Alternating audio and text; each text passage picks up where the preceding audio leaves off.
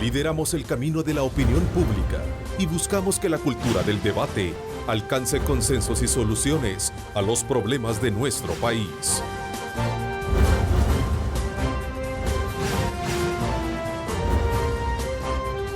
Diálogo con Ernesto López. Jueves 25 de agosto de 2016, bienvenidos a Cadena Megavisión, canales 15, 19 y 21, como siempre cubriendo todo el territorio nacional.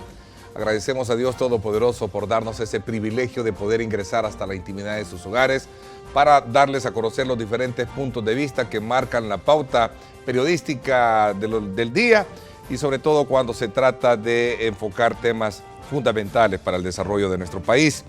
En ese marco quiero esta mañana desde luego darles a conocer a ustedes que vamos a contar con la presencia de las diferentes fracciones legislativas representadas en la Asamblea Legislativa, con quienes vamos a hablar sobre importantes temas de la coyuntura nacional y que trascienden desde luego las esferas políticas. Por eso quiero dar a conocer que en el marco del buen funcionamiento de las instituciones estratégicas del Estado, la Fiscalía General de la República ha dado un salto cualitativo, sorprendiendo a propios y extraños, ya que, como lo dijo Dagoberto Gutiérrez el día de ayer precisamente en este programa, lo que en el pasado no se hizo hoy causa sobresaltos. Sin embargo, a la diestra de los acontecimientos, como lo hemos venido analizando, el tema presupuesto es importante para el buen funcionamiento del Ministerio Público, acción a la cual ahora los partidos políticos tienen la palabra. Así es que ese será el enfoque que vamos a sostener con legisladores este día en el programa, por lo cual quiero también, para ampliar el tema, como siempre, trasladarle nuestra señal a nuestra compañera de labores, Lorena Melara, para que nos dé también insumos pertinentes que nos van a ayudar a desarrollar este tema a lo largo de este programa. Adelante, Lorena. Gracias, Ernesto, un gusto saludarte a ti y a los diputados que te acompañan. Como ya lo mencionabas, este debate se da entre las distintas bancadas legislativas y la propuesta del Ejecutivo, quien ya había manifestado que el presupuesto para el próximo año se mantendría como el actual, en el cual la Fiscalía General de la República tiene asignados 44 millones de dólares y hoy pide 80 millones. Veamos. Con casos concretos de investigación y una deuda de 4 millones de dólares a sus proveedores, el fiscal general alzó la voz y demandó mayores recursos financieros para el próximo año. ¿Por qué otras personas u otros empleados de otras instituciones que no arriesgan su vida están mejor pagados que los policías y los fiscales? Hay empleados, hay hasta recepcionistas en otras instituciones del Estado que ganan más que nuestros policías y que nuestros fiscales. ¿Por qué las instituciones tenemos que estar pidiendo o mendigando fondos? No es posible. A esta petición, el FMLN responde con otra propuesta, y es incluir a la Fiscalía en el presupuesto de la Corte Suprema de Justicia, mientras las otras bancadas apoyan el aumento.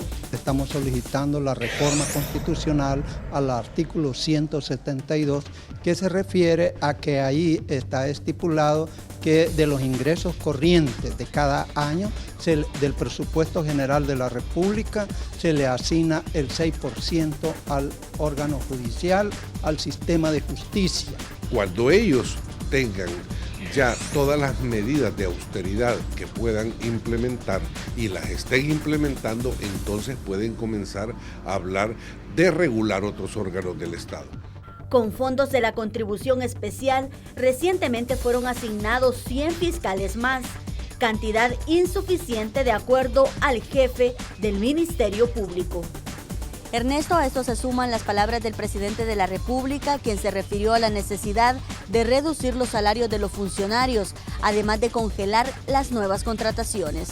Con esto vuelvo al estudio. Adelante. Para nadie es un secreto, ustedes han estado mucho a la expectativa también de ver todos estos, esfuerzos que se están haciendo desde la Fiscalía General de la República en el combate hacia aquellos, a la investigación del delito como tal. Creo que los salvadoreños hemos visto con esperanza, pues que esa palabra quiero utilizar, con esperanza, que haya un funcionario público, el fiscal general de la República, que esté ahora dedicado a combatir la corrupción y a investigar los casos que por muchos años hemos visto que dormían el sueño de los justos allá en la Fiscalía General y que no se habían ni siquiera comenzado a investigar. Entonces, yo creo que él va a necesitar recursos adicionales, lo hemos visto. Ha habido un esfuerzo ya cuando se aprobaron los últimos 152 millones que necesitábamos pues para poder reforzar algunas carteras de Estado, particularmente en el área de seguridad.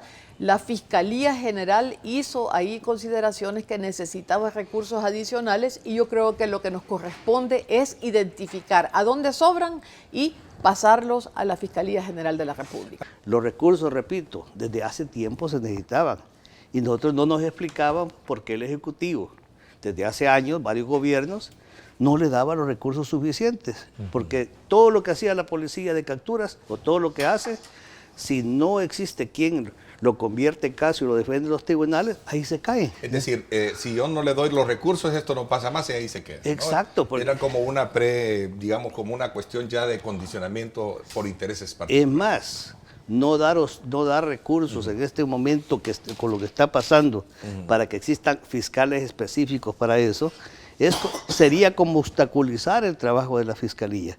Recuérdense que ahí viene una cosa principal. Todo esto de la Operación Jaque, todo esto que está saliendo a luz, tiene que actuar unos fiscales con una nueva ley. Como él decía, vienen nuevas leyes, pero yo tengo los mismos personales. Sí. Estos nuevos, digamos, casos tienen que tratarse con fiscales de extinción de dominio, de acuerdo a la ley de extinción de dominio. El día de ayer sugerí y propuse en la Junta Directiva, nosotros vamos a tener que poner como Estado una contrapartida de aproximadamente $2 millones, que ya no deberían de ir a la Asamblea y deberían ir destinados a la Fiscalía General de la República si es que al final tomamos la decisión. Gana ya lo planteó, Gana ya lo propuso, los demás partidos políticos quedaron de avisarme, el diputado Ponce me acusó de que era politiquería la que yo estaba haciendo, pero es una necesidad. Yo no quiero el resto del periodo que queda de la Asamblea Legislativa estar dando cuentas de tanta cosa que se hace ahí en la Asamblea Legislativa, de que un ladrillo, de que ¿por qué pusieron esto? O sea, realmente, y además no es una necesidad que en este momento se tenga. Yo creo que ese es el punto, preguntar si era necesario o es innecesario. Pues aparentemente sí, porque hay un informe, pero aquí, como digo, yo respeto cada decisión y cada posición y postura de fracción. La de Gana es esa, y yo como presidente estoy dispuesto a asumir la responsabilidad de lo que signifique desistir de esa construcción del edificio. Yo estoy preparando también un proyecto de presupuesto de la Asamblea Legislativa que tendré que ejecutar como presidente junto con la directiva que me acompañe, en el cual estoy proponiendo una reducción casi de $2 millones al actual presupuesto. Es decir, ahí ya sumé $4 millones que pueden ir destinados perfectamente a la Fiscalía. Este tema del edificio, ¿ustedes cuál es la posición? Que la propuesta, usted también es de la directiva, es obviamente vicepresidente de la Asamblea Legislativa. ¿Qué piensa de esa oferta o de esa, digamos, propuesta que hace Guillermo? Yo veo con buenos ojos que él sienta que no necesitamos pues tener un edificio ahí que nos glorifique. Lo que sí hay que tomar en cuenta también es que hemos tenido un estudio de un doctor en estructura, un estructuralista que nos ha dicho que el edificio puede colapsar en un terremoto, en un sismo. Y esto también hay que considerarlo, pues, porque podría haber pérdida de vidas, etcétera, y este es un factor a considerar. Creo que lo que debemos hacer es revisar para que la utilización de ese dinero para el edificio se haga lo mejor posible. En un momento tuve conocimiento, se conoció pues que iba a haber, por ejemplo, un piso para la presidencia. No necesitamos este tipo de lujos, excesos en un edificio que tiene una función pública. No solamente en 2 millones, pienso yo que se puede reducir, yo creo que se puede reducir significativamente más. De la misma manera, yo al ver lo que es las carteras en el Ejecutivo, solamente veamos cuánto es lo que se destina a publicidad. Fíjense que la operación Jaque ha tenido una publicidad, pero exagerada. Si ese dinero en la publicidad se dedica a otras necesidades más grandes, como la gasolina de los fiscales, para pago de vehículos, yo creo que ahí estaríamos viendo mejor utilización. Yo creo que debería prohibirse todo lo que son los gastos en comida, en atenciones, en algunos viajes. No digo todos los viajes, pero sí solamente el recorte que puede haber en viajes es significativo. Qué bueno que Ana Vilma, que fue vicepresidenta de la República, conoce bien el quehacer de una presidencia. ¿Quién mejor que ella para decirnos, mire, en nuestra época había tanto de publicidad, había tanto de alimentos, tanto de viajes, y hoy sí se puede recortar lo que está diciendo. Es en base a una buena experiencia. Una experiencia porque ha estado en casa presidencial. Ha estado en casa presidencial y sabe lo que es superfluo y lo que es necesario. Antes había un gran gasto en casa presidencial, fuerte, diputado. Yo creo que siempre ha habido excesos. Siempre ha habido excesos y tenemos que enfocarnos en las prioridades. Hoy más que nunca, porque si bien siempre ha habido excesos, nunca habíamos llegado a la situación fiscal que estamos. ¿Cuánto más o menos era el gasto, Ana Vilma, que se tenía, como usted lo dice, de ver ese gastos en esto, en lo otro, más o menos? No lo tengo en mente, lo que sí puedo decir es que había excesos. Yo creo que es necesario enfocarnos en las prioridades, en lo que el país está necesitando. Y tanto que han hablado de que se combata la corrupción, pues hoy impulsar precisamente la labor que está desarrollando el fiscal, que a mí me parece una labor valiente, lo que está haciendo, muy valiente, y lo que necesita es apoyo. No quieren las ICIES, entonces apoyemos al fiscal general. Lo bueno de esto también es, de todo lo que está diciendo el señor fiscal, tomarle la palabra. A mí, cuando hay capturas de personajes y todo, la primera pregunta es ¿qué piensa usted, qué cree? Yo le decía, y retomo las palabras del fiscal, lo mejor que podemos hacer nosotros los políticos, en este caso los diputados, es no meter nuestras manos. ¿Por qué? Porque si a priori estamos diciendo que es inocente o es culpable, lo que estamos haciendo es obstaculizando las investigaciones.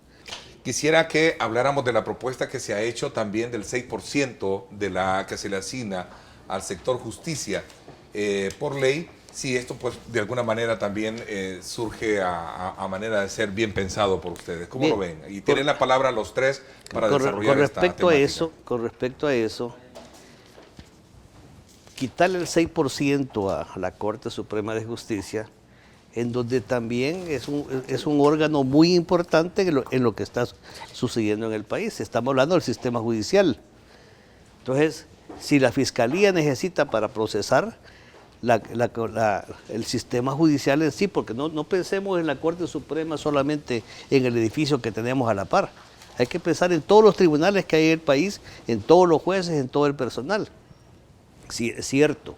Siempre han pedido más del 6% y se les ha demostrado de que no lo necesitan de más, porque en la medida que sube el presupuesto de la nación, sube el presupuesto de ellos. Lo ideal sería destinar un 1% por lo menos del presupuesto general por constitución o por ley 45, al Ministerio Público. 40. Mucha gente, tal vez, principalmente colegas funcionarios o diputados, se pueden molestar y ver estas propuestas que yo he lanzado últimamente de podernos hacer un reajuste de un 10 o 15% a nuestros salarios.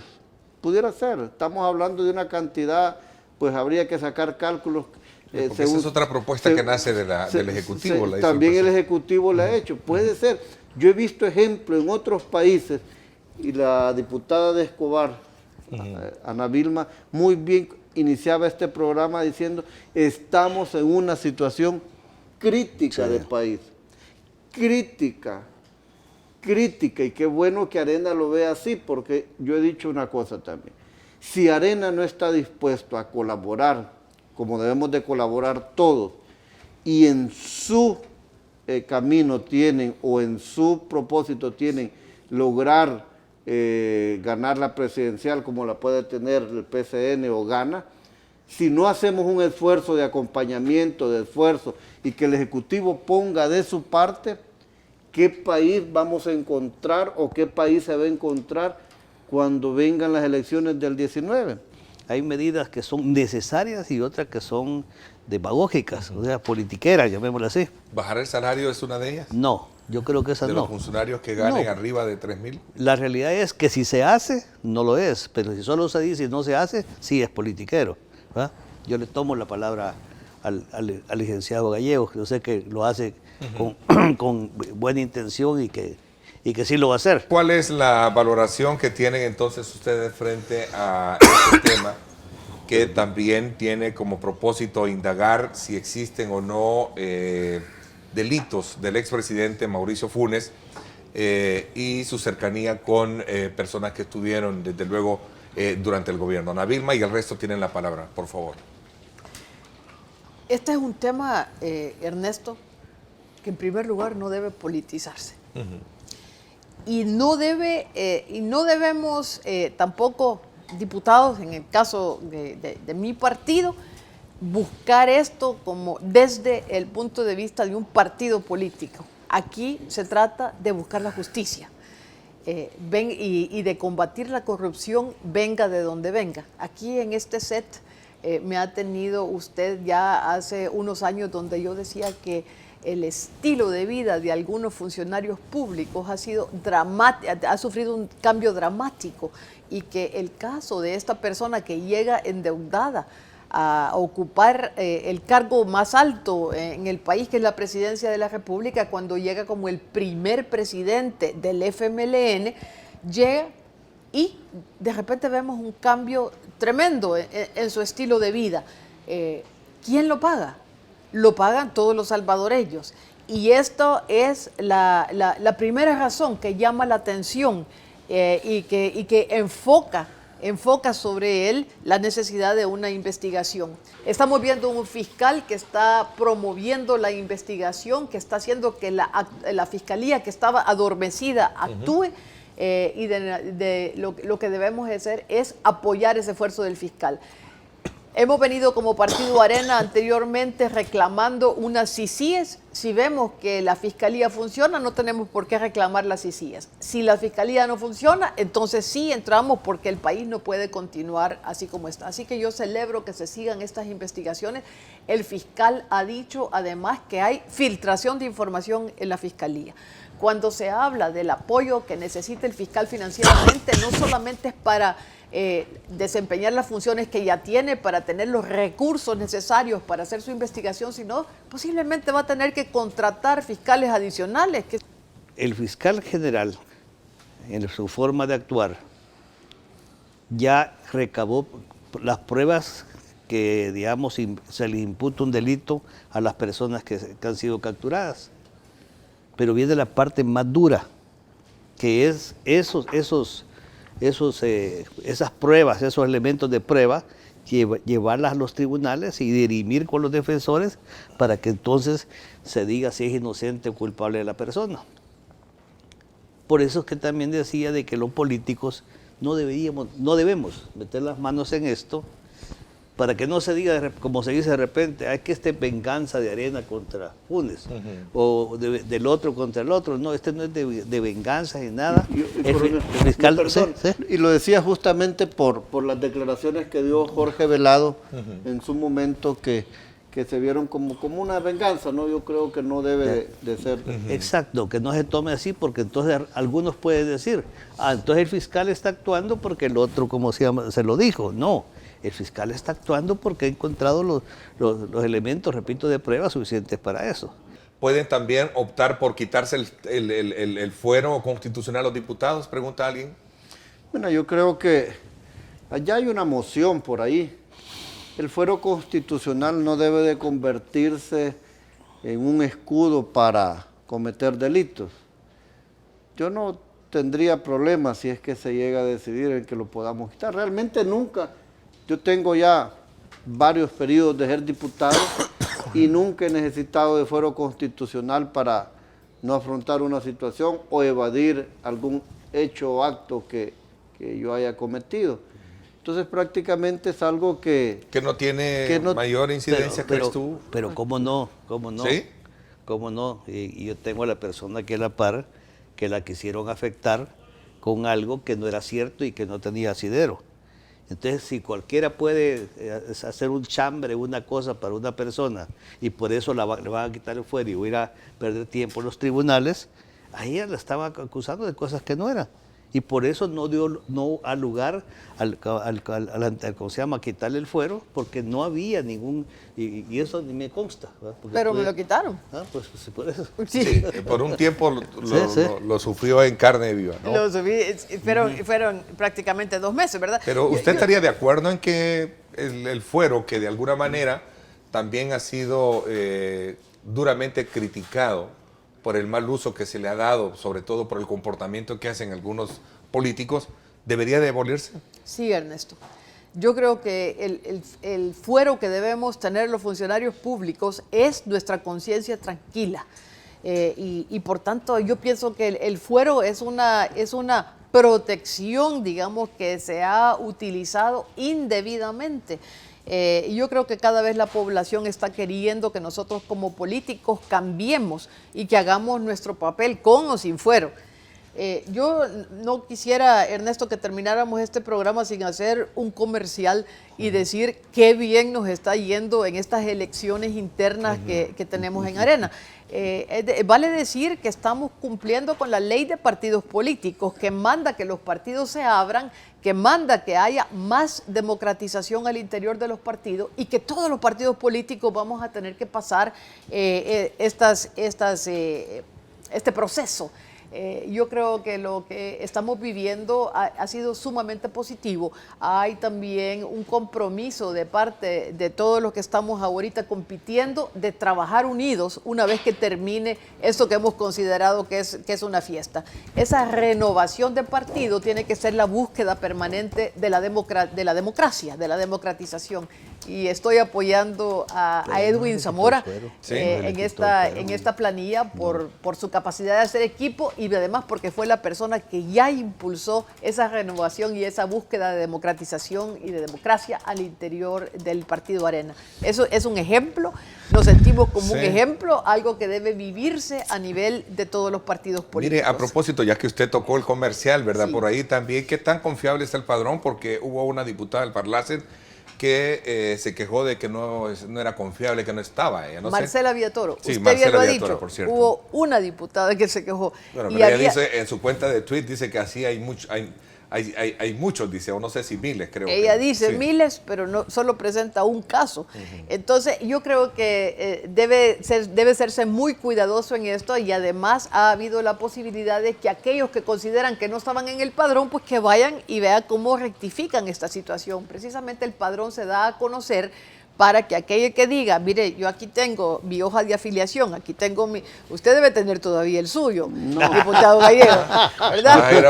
Así que... No va a ir a votar si está todavía entonces en desde el momento que constituimos Gana y me afilié a Gana, quedo automáticamente... No, pero tenía el suyo, ¿verdad? También. El coronel Almendaris también, ¿verdad?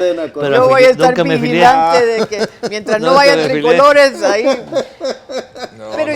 No vayan a ir a votar, ¿verdad? Si están todavía. Yo creo que no hay que desacreditar el proceso, Ernesto. No, interesante. La verdad que es un ejemplo y yo creo que los demás partidos deben de tomarlo. Claro. El hecho de que sometan... En la de Edwin Zamora. Vamos apoyando a Edwin Zamora, ¿verdad? No vaya a votar con B, no que con V. Todos los partidos políticos deben de someter a ese escrutinio sus dirigencias. Yo creo que es un buen ejemplo de democracia. Esperamos que les vaya muy bien. Dicen que el tema de la democracia, de elección dentro de un partido tiene dos vertientes, la que puede ser para unir o también para crispar a veces también internamente algunos Aquí grupos. Vamos a unir ese partido. Vamos a ver de qué se trata esta cuestión, ¿verdad? Gracias a Ana Vilma por haberme acompañado, también coronel Antonio Almendaris, gracias Guillermo también.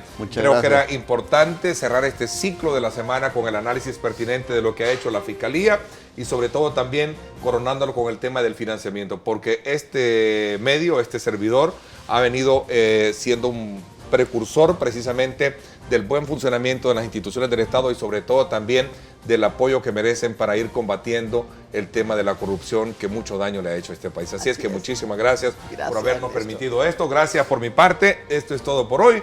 Mañana el análisis político de la semana. No se lo pierda. Siempre por este mismo canal. Gracias, pásenla bien y como siempre recuerden lo más importante, amar a Dios sobre todas las cosas. Lideramos el camino de la opinión pública y buscamos que la cultura del debate alcance consensos y soluciones a los problemas de nuestro país.